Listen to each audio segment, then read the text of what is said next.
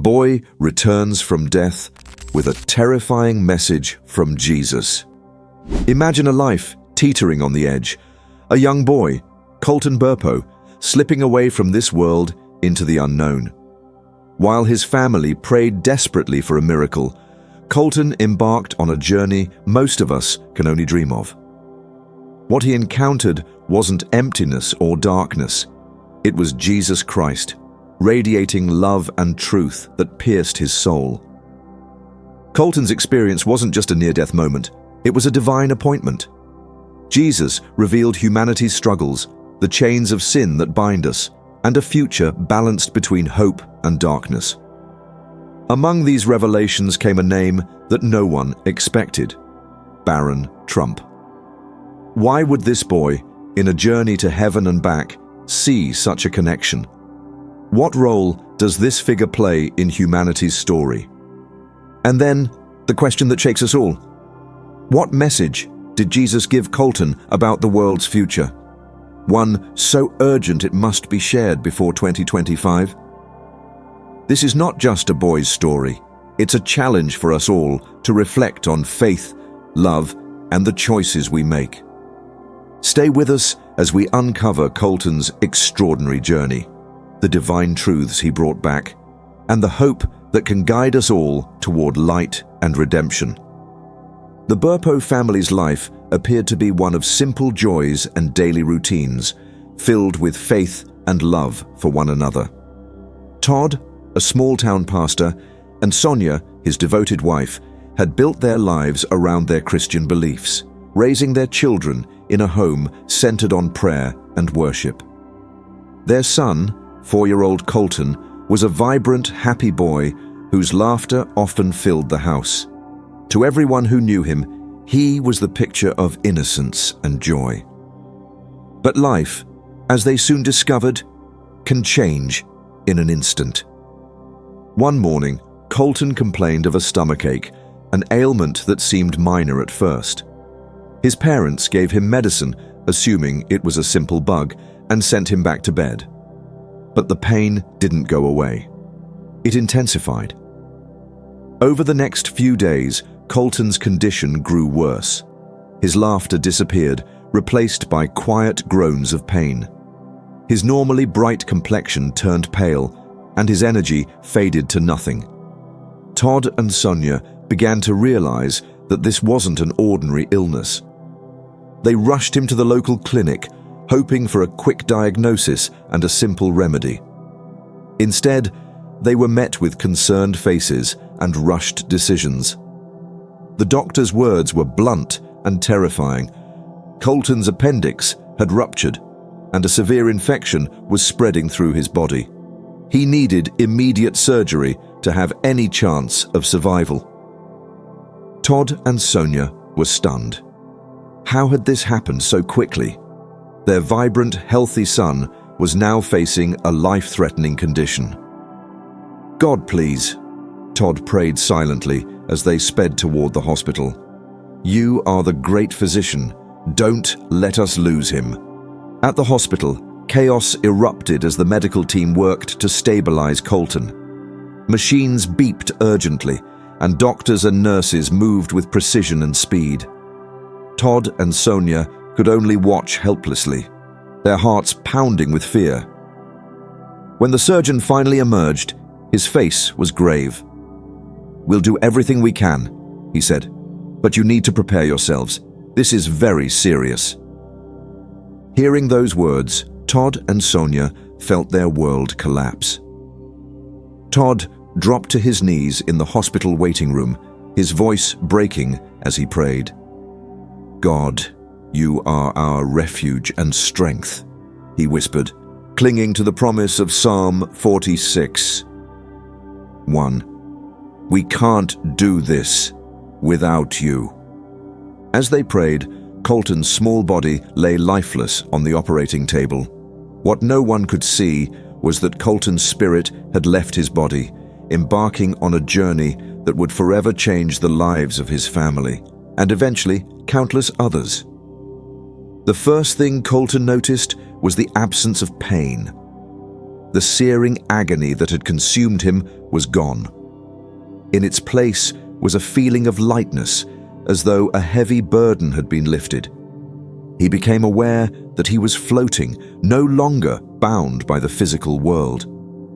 Looking down, he saw the scene unfolding in the operating room. The doctors working frantically, his parents praying in the waiting room, tears streaming down their faces. But before he could process what was happening, something extraordinary occurred. A light appeared in the distance.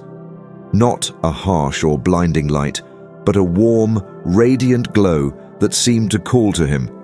It wasn't just light. It was alive, pulsating with energy and love. He felt himself being drawn toward it, unable to resist its pull.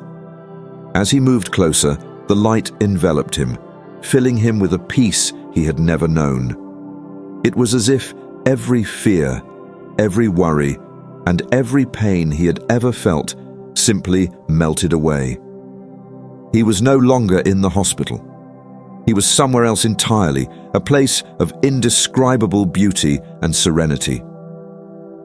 Before him stood a figure unlike any he had ever seen. Radiant and powerful, the figure exuded a love so profound that it brought tears to Colton's eyes. It was Jesus Christ. "Welcome, Colton," Jesus said, his voice gentle but filled with authority. "You are safe here." Colton couldn't speak. He could only stare in awe at the one he had heard about in countless Bible stories, now standing before him in all his glory. Jesus reached out his hand, and Colton felt a warmth that seemed to flow through him, filling him with an overwhelming sense of being known and loved.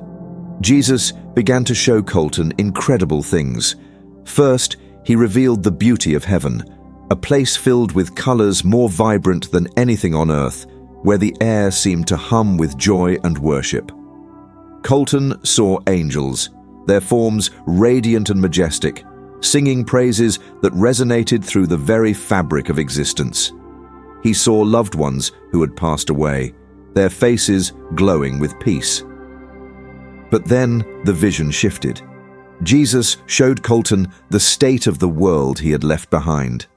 He saw families torn apart by anger, communities divided by hate, and nations consumed by fear.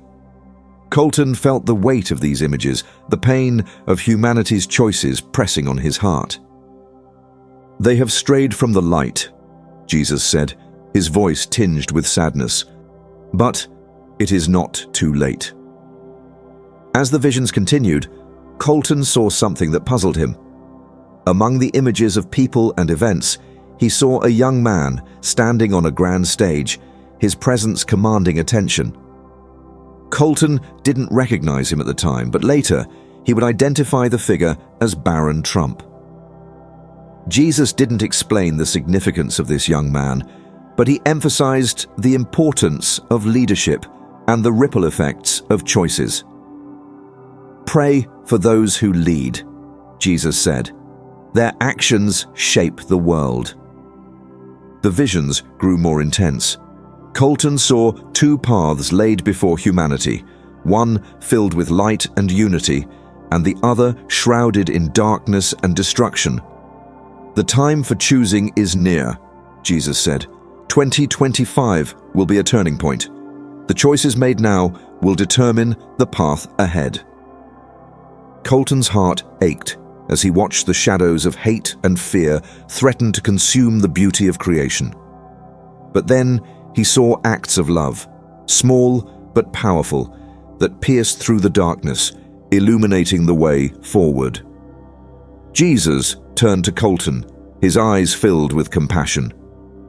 "You must tell them what you have seen," he said. "They need to know that love is the only way." Before Colton could respond, the light around him began to fade. He felt himself being pulled back, the peace and warmth giving way to the weight of his physical body. With a gasp, he opened his eyes, finding himself surrounded by the concerned faces of doctors and nurses. Todd and Sonia rushed to his side, their relief palpable.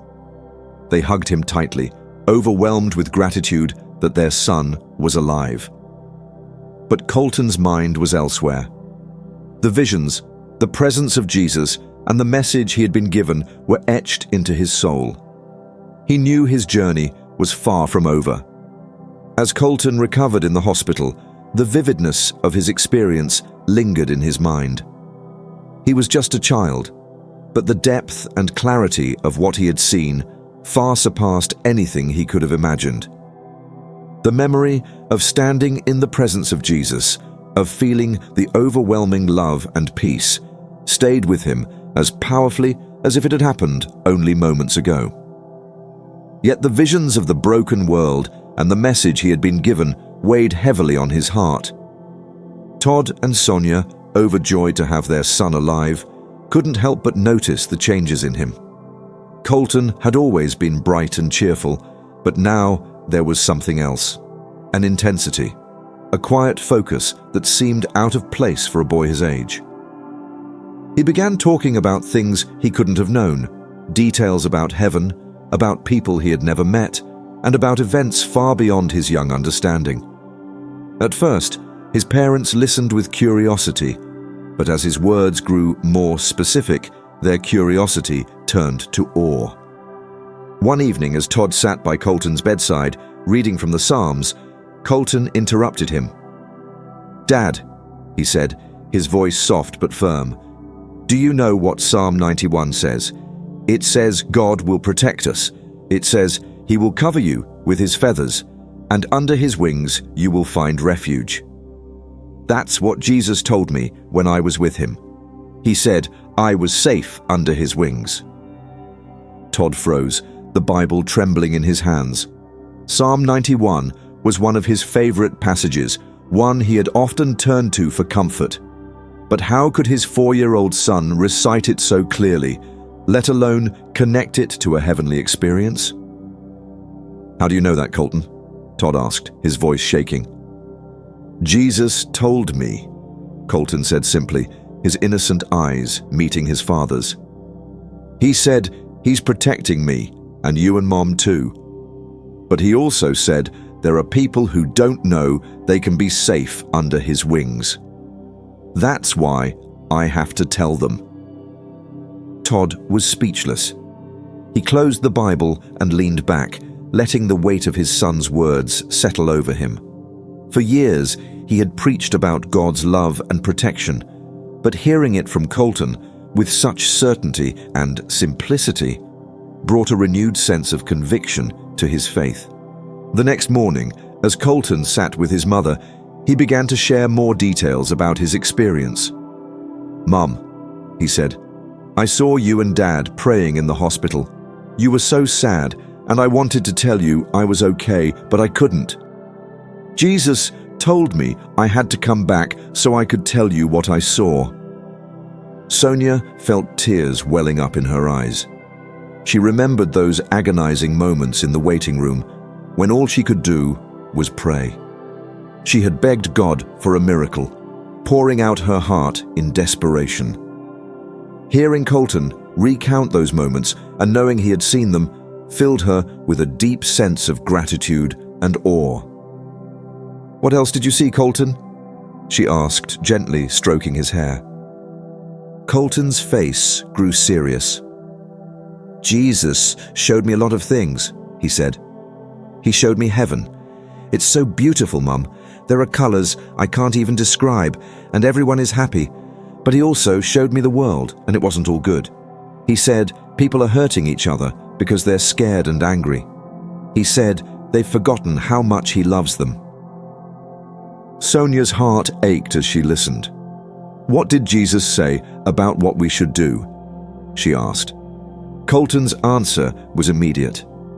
He said we have to love each other. That's the only way to make the darkness go away. In the days that followed, Colton's revelations grew more specific. He spoke of events he had seen in the future, moments that would test humanity's faith and unity. One evening, as Todd and Sonia sat with him, He described a vision that left them stunned. "I saw a young man," Colton said, his voice steady. "He was standing on a big stage and everyone was watching him. He seemed really important, like people were waiting for him to say something. Jesus didn't tell me his name, but I know his face now. It's Baron Trump." Todd and Sonia exchanged startled glances. They had never spoken about the Trump family in their home, and Colton was too young to have any context for their role in politics or society. "Why do you think Jesus showed you Baron Trump?" Todd asked carefully. Colton hesitated, as if searching for the right words.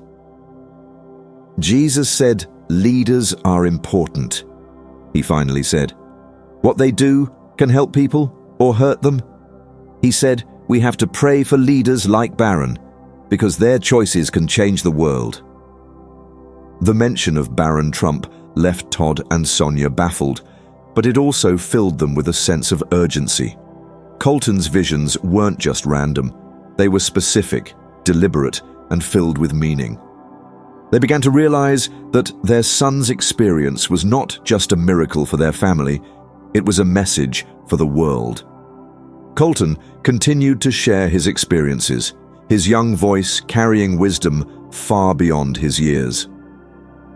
"Jesus showed me two paths," he said one evening.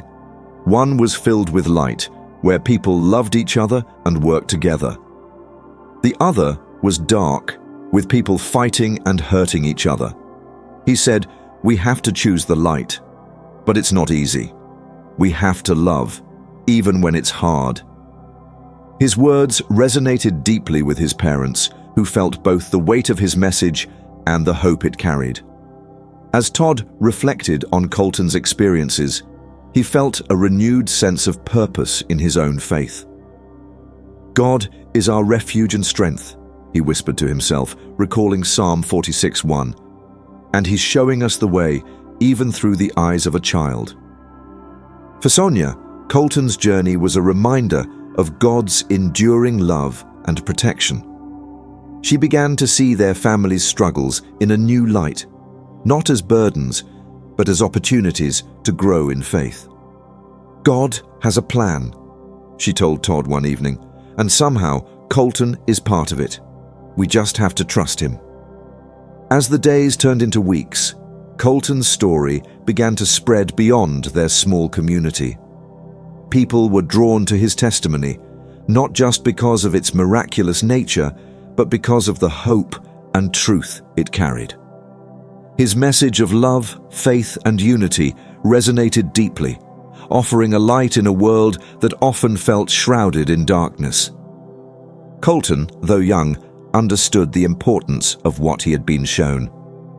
"Jesus said, I have to tell people," he reminded his parents. "They need to know he loves them, and they need to choose love too." Todd and Sonia knew their son's journey was just beginning, but they also knew they weren't walking it alone. The presence of God, the strength of their faith, and the support of their community were all guiding them forward. And as they shared Colton's story with the world, they carried with them the promise of Psalm 91:4, that under his wings they would always find refuge. Colton's story was no longer just a private family miracle. It had become a message that rippled far beyond the walls of their small home. As he continued to recount his journey to heaven and the visions he had received, people from all walks of life began to listen. Some were skeptical, dismissing his experience as the imagination of a young child, but many were captivated, sensing a deeper truth in his words. What made Colton's story so powerful wasn't just the beauty of heaven he described, but the profound warnings and revelations he shared about the state of humanity and its future. One evening, as Todd prepared for his weekly sermon, Colton approached him with a new revelation. "Dad," he said, his voice quiet but urgent, "Jesus told me that people are forgetting how powerful love is. He said it's the only thing strong enough to break the chains that keep people in darkness. Todd put down his notes and looked at his son, struck by the simplicity and depth of his words. As a pastor, Todd had spent years preaching about love and redemption, but hearing it articulated by his 4-year-old son made the message feel more urgent than ever. "What did Jesus say about those chains, Colton?" Todd asked. Colton's eyes grew serious. He said the chains are made of fear, hate, and anger. He said people are afraid to forgive because they think it makes them weak, but it's the only way to make the chains go away. And he showed me something else. Colton hesitated, as though the memory of what he had seen was difficult to share. "I saw leaders," he continued. "Some of them were building walls, and others were tearing them down. Jesus said the leaders have a choice, just like everyone else. What they do can make the chains stronger or help break them." Todd felt a chill run through him as he listened. Colton's reference to leaders building walls struck a chord, especially in light of the divided world he saw around him. The mention of Barron Trump earlier had already been puzzling, but now it seemed to carry even greater weight. Todd couldn't help but wonder why his young son had been shown such specific images of leaders and their impact on humanity. Colton's revelations continued to unfold, each one adding layers of meaning to his already incredible story. One evening, as the family gathered for dinner, Colton spoke again about Barron Trump. "Jesus said Barron is going to be part of something big," he said. "He didn't say what, but he told me to pray for him. He said all leaders need prayer because their choices can help people or hurt them." Sonia looked at her son with a mixture of awe and concern.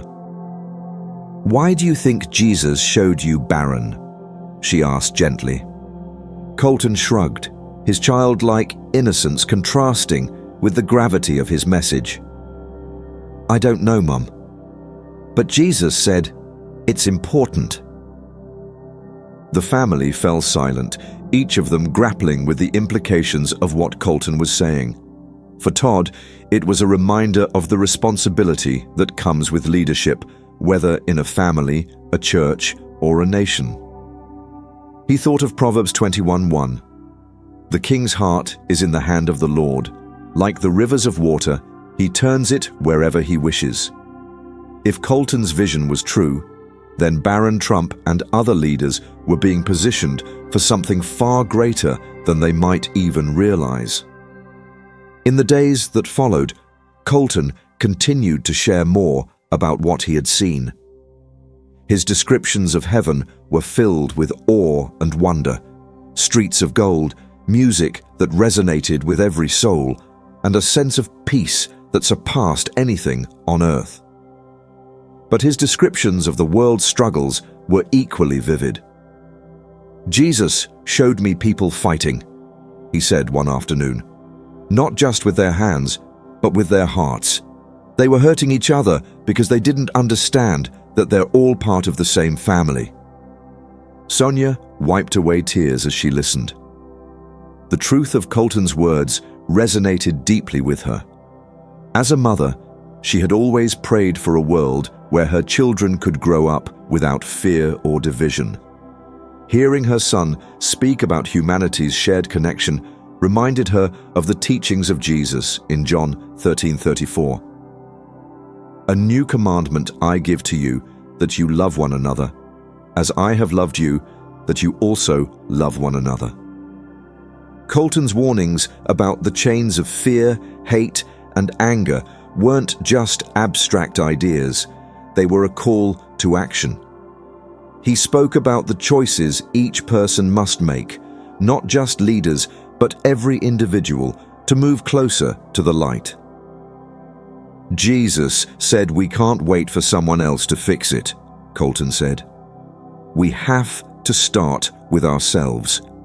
If we choose love, the chains will start to break. But if we choose fear, they'll only get stronger."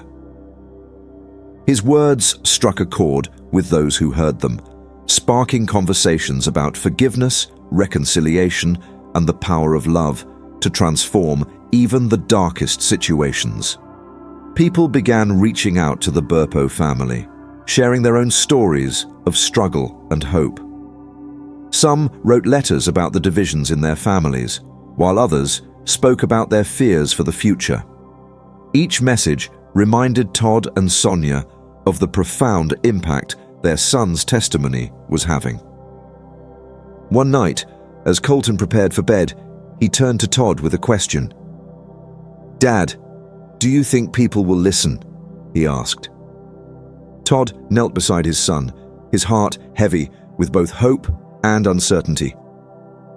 "I think some will, Colton," he said, "but even if just one person hears your message and chooses love, it will make a difference." Colton nodded, his face thoughtful. "Jesus said, 'Love is like a light,'" he said. "Even a little bit can make the darkness go away." Those words stayed with Todd long after Colton fell asleep. He thought about the vision his son had been given and the weight of the message he was now carrying. It wasn't just a story. It was a call to action, a reminder of the transformative power of love and faith. And as Todd prayed that night, he felt a renewed sense of purpose, knowing that God was working through his son to reach a world in desperate need of hope. As Colton's story spread, it began to touch hearts in ways the Burpo family could never have imagined. People from all over the country, and even from different parts of the world, reached out to share how his testimony had resonated with them. Many spoke of their own struggles with faith, forgiveness, or division, and how Colton's visions had inspired them to reflect on their own lives. Others asked how they too could find the kind of peace and purpose that Colton described. One evening, as Todd scrolled through the dozens of messages they had received, he paused to read one aloud to the family. It was from a single mother who had been estranged from her parents for years due to a painful misunderstanding. She wrote, "After hearing Colton's story about the chains of fear and anger, I realized I've been holding on to something that's kept me from living in the light. Yesterday, I called my mum and told her I forgave her. We cried together, and for the first time in years, I feel free." As Todd finished reading, Sonia wiped a tear from her cheek. "Colton," she said, turning to her son, "do you understand what you're doing? God is using you to help people find their way back to each other and back to Him." Colton looked up from his plate of spaghetti, his young face thoughtful. "Jesus said, 'Love can fix anything,'" he replied simply. "But people have to choose it." That truth, that people must choose love over fear, was central to everything Colton shared.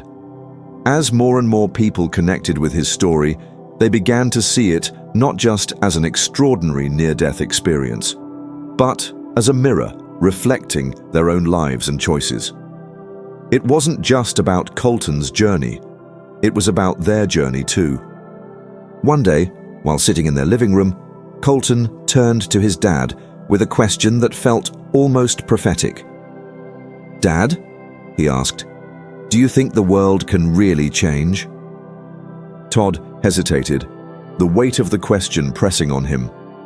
As a pastor, he had often preached about hope and transformation, but seeing the divisions in the world sometimes made him wonder. Still, he knew the answer his son needed and deserved. "Yes, Colton," Todd said firmly. "The world can change, but it starts with people like you and me choosing to be the light, even when it's hard." Colton nodded, seeming to understand more than his years should allow. "That's what Jesus said," he replied. "He said the light gets bigger every time someone chooses love." This message resonated deeply with those who heard it. People began to reflect on their own lives, asking hard questions about the chains they carried. Were they holding on to anger or resentment? Were they building walls instead of bridges? These were questions that made people uncomfortable, but they were also questions that brought transformation. During one of Todd's Sunday sermons, he shared Colton's vision about the chains of fear, hate, and anger. Each of us has the power to break those chains, he said, his voice steady with conviction. Every act of forgiveness, every moment of compassion, every choice to see someone as a child of God rather than as an enemy. That's how the chains begin to fall. It's not easy, but Jesus never said it would be. He said it would be worth it. The congregation listened intently, their faces reflecting a mixture of awe and determination. After the service, people approached Todd to share their own stories of struggle and redemption. One man, who had not spoken to his brother in over a decade, said he was going to call him that very afternoon. "If a 4-year-old can understand the power of love," he said, "what excuse do I have?" The movement of healing and reconciliation wasn't confined to their small town. Online, people began sharing Colton's story with friends and family. Social media became a platform for spreading his message. And with each post or video, the light seemed to grow brighter. People from different backgrounds, beliefs, and cultures found common ground in Colton's testimony. It wasn't just a story, it was an invitation to change. But alongside the hope, there was also urgency. Colton continued to speak about the visions Jesus had shown him, particularly the two paths humanity faced. One path, filled with light, was a world united by love and compassion. The other, shrouded in darkness, was a world consumed by fear and division. Jesus said we're at a crossroads, Colton explained one evening. He said the choices we make now will shape what happens in the future. This message hit home for many viewers. Colton's warning wasn't abstract, it was personal. He wasn't just talking about global leaders or distant events. He was talking about the decisions each person makes every day. Would they hold onto their chains, or would they choose to let them go? Would they contribute to the darkness, or would they be part of the light? One of the most powerful moments came when Colton addressed the year 2025. Jesus said it's a turning point, he told his parents. He said it's a time when people will have to choose, the light or the dark, love or fear. It's up to us. For those watching, this revelation was both sobering and inspiring. It reminded them that their actions mattered, that their choices carried weight.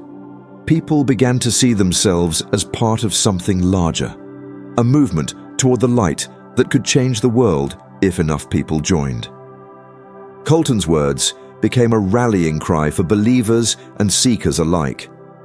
The light gets bigger every time someone chooses love. It was a message that didn't just inspire, it empowered. People began reaching out to their estranged family members, volunteering in their communities, and speaking out against hate and injustice. Each act, no matter how small, felt like a step toward the radiant future Colton had described. And as the Burpo family shared their story, they emphasized that this wasn't just about Colton, it was about everyone. "This is your story too," Todd said in one of their videos. "God has given each of us a part to play in breaking the chains and building a world filled with His light. Don't wait for someone else to do it. Start where you are, with the people in your life.